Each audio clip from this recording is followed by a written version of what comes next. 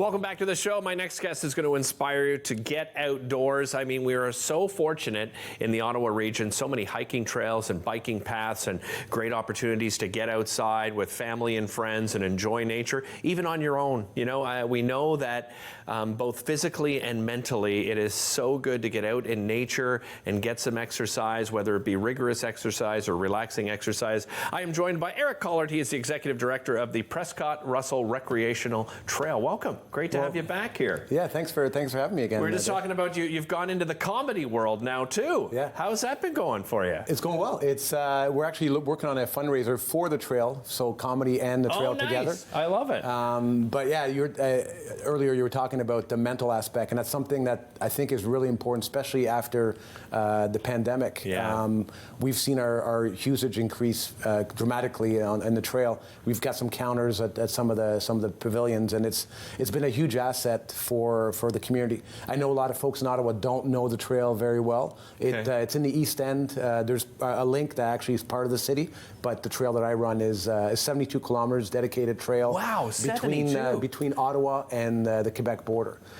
So, I mean, obviously this is a unique experience. So describe the trail. I mean, what can people find along this 72 kilometers? Yeah, so it's a beautiful trail. It's obviously flat. It's an old railway, like most of the trails in North America. Yeah. And so we get to see some farmland. You get to see some creeks, lots of trees. You get to hear the birds. It's a magical. I mean, I'm biased, obviously, but it's a pretty magical time. The good thing about the trail is it's very safe, because it's a dedicated trail. There's some roads that you have to cross, but for the most part, you're on your own. And so it's nice and especially with the e-bike program that we started, it's nice for people of all ages to get out, and they can do the entire 72 kilometers with an e-bike. I love that idea. Yeah, and I think we have some video, actually. Yeah. We can roll that in with the e-bike idea. And this is the e-bike has absolutely exploded. Like, I see them all over the place now. Yeah, we're seeing a huge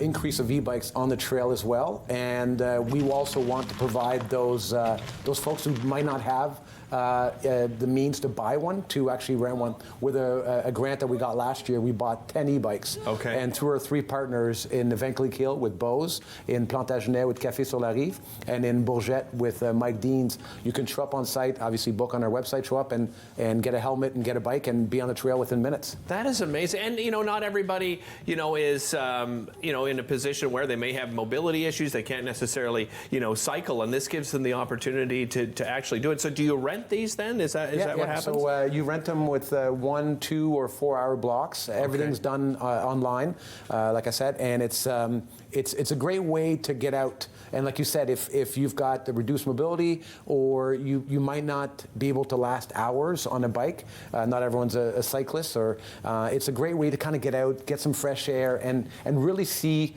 And I know a lot of folks that are Ottawa-centric. It's great. We have a lot of great paths, but to get out just outside of city limits, the closest Bourget's only about 40 minutes from here, right? And you get to see a completely different, a little bit more rural, probably a little quieter, and we get rave reviews on our trail because you literally can go for a long, long time.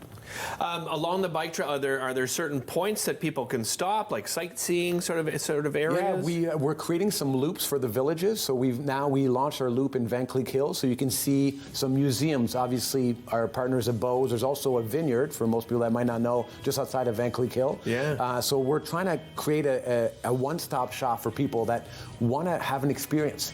You can spend 2 hours, 4 hours, or even more on the trail, and even though obviously there's not much on the trail in terms of commerce, there's some spots just off the trail that you can actually have a good time and get to see something completely different that you might not be used to. How did you come about your role? Well, you know, as executive director, I guess you've always been an outdoors person. You love nature. Is it simple as that? Yeah, it's fate, I guess. It's just the way it happened. I've been doing a lot of work with not-for-profits in the last few years, and then this role kind of came upon, and I was like, I've actually been on the trail before I started, and now I'm obviously there a little bit more.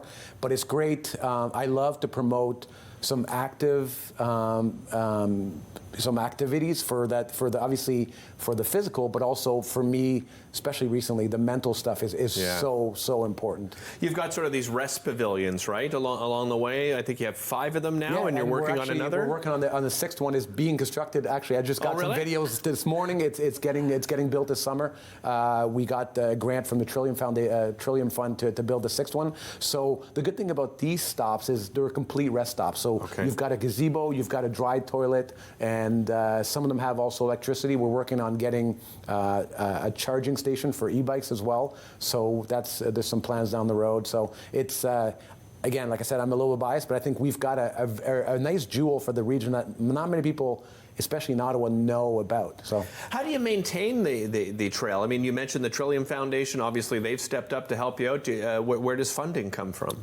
It's some obviously some grants. We get a little bit of funding from the United Counties of Prescott, Russell, and from VIA, but most of it is corporate sponsorship, donations, and grants. It's not easy. I think most people that you'll see it's being a nonprofit. But we own the trail now, and we're trying to keep it going. There was a little bit of a debate a few years back whether the trail would be around, but now we're on a really good path forward, and we've got full ownership, and we take care of all the maintenance. It's not cheap, and we applied to become part of the Trans-Canada Trail, which we should find out in the next month or two. So lots of exciting stuff happening. Yeah, and I would be surprised if you didn't get that. I mean, just looking at those visuals, 72 kilometers too. I mean, we're talking about a significant trail here, Eric. Yeah, our goal is to become the active network highway to Montreal. That's kind of what we're seeing. Idea. We're working with our friends in Rigaud and Vaudreuil-Soulanges to really build that infrastructure. Ours is already built. They're building some of theirs, and we're working with the City of Ottawa to make it really link up with what they have currently. Best place, obviously, is go on the website so you can find out more information, and then find out about events that may be coming up as well, so you can help support the trail, right? Yeah, we've got a community market that happens every 3rd Saturday in Bourget. Wonderful. So again, a very small local market, but people are loving it. Yeah, we brought up the website again. Online there. We'll be back with more right after this. Don't go anywhere.